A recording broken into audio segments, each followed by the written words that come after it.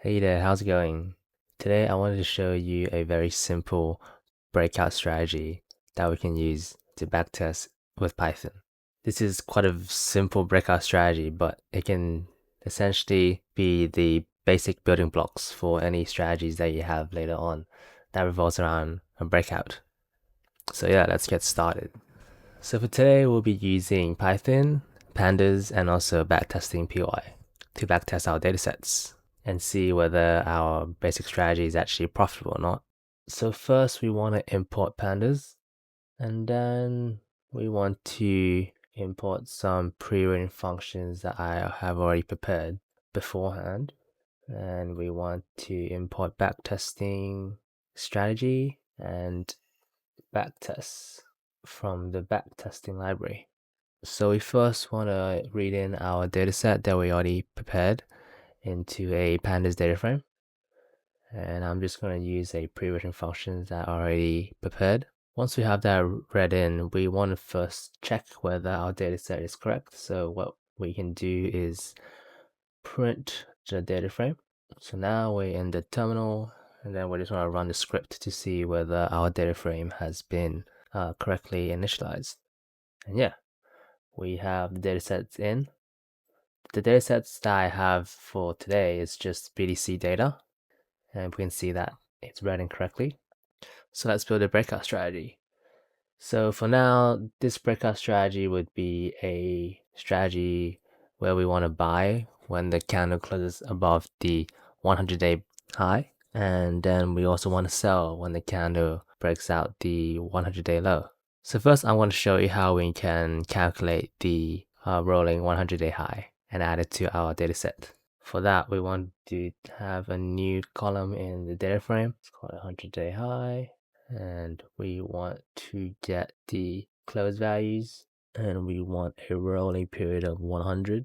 Then we want to find the max.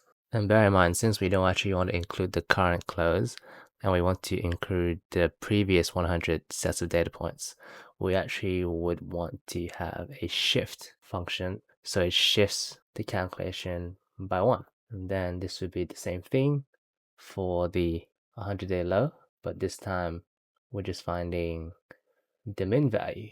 And let's have a look at whether we've correctly created these columns. Let's just do a tail over 20.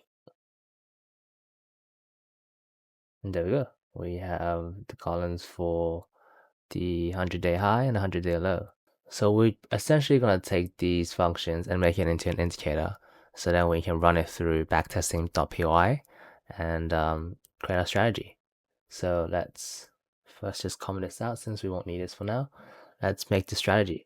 Let's start off with defining the range high. We want to take in the values, and we want length of 100.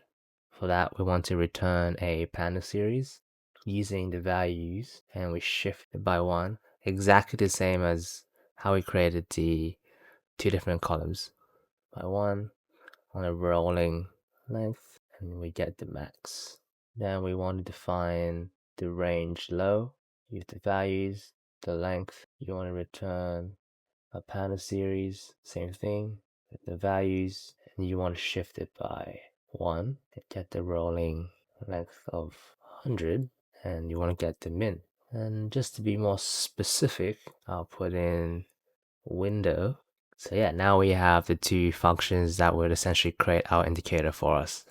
And now let's make the class breakout, and we want the days to be 100. This variable can always be changed. And then we have a init self.range high. This is where we actually create the indicator for the strategy so we can backtest it.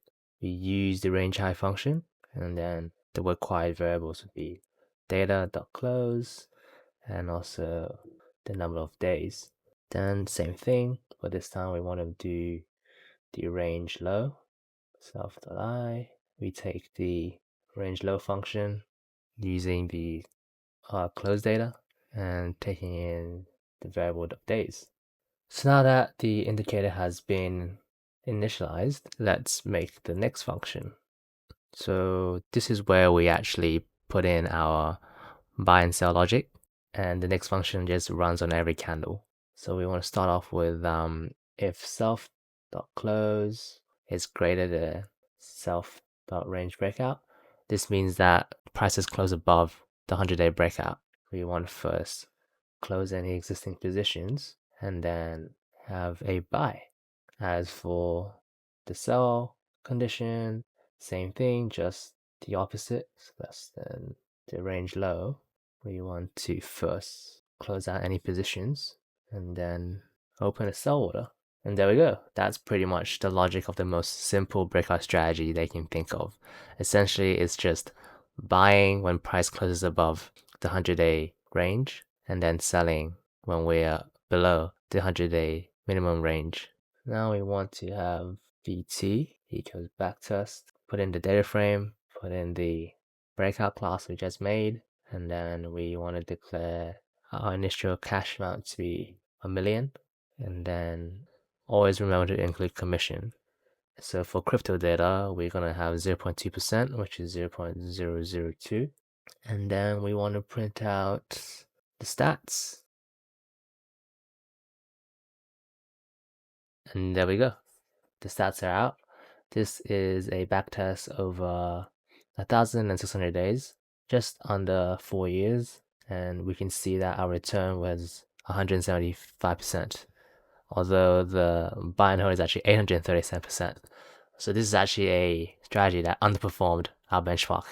So pretty much this strategy is a very big underperformer, meaning that we probably don't want to use this strategy, which is again a good thing because now that we know that this strategy is actually not worth digging into, so we can move on to other strategies. Although this breakout strategy is the most basic strategy that you can think of. So maybe if you tweak the variables or change different conditions, the return might be better. But again, I just want to show you the most basic breakout strategy they can build, so then you can make your own strategies and build upon this. And just for the sake of seeing our equity curve, I'll show you the plot.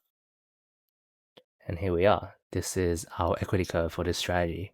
And it's good to see the plot sometimes because it shows you your actual two indicators, and you can see whether or not your indicator is actually working as intended. As you can see, these are all the buys and sells, and your equity goes up here. So yeah, this is all I want to show you today. Again, this is a very, very basic breakout strategy. Even though it's very basic and it also is quite underwhelming, it still can serve as a good starting point for people to build upon and also get used to coding up any breakout strategies. Thanks for watching.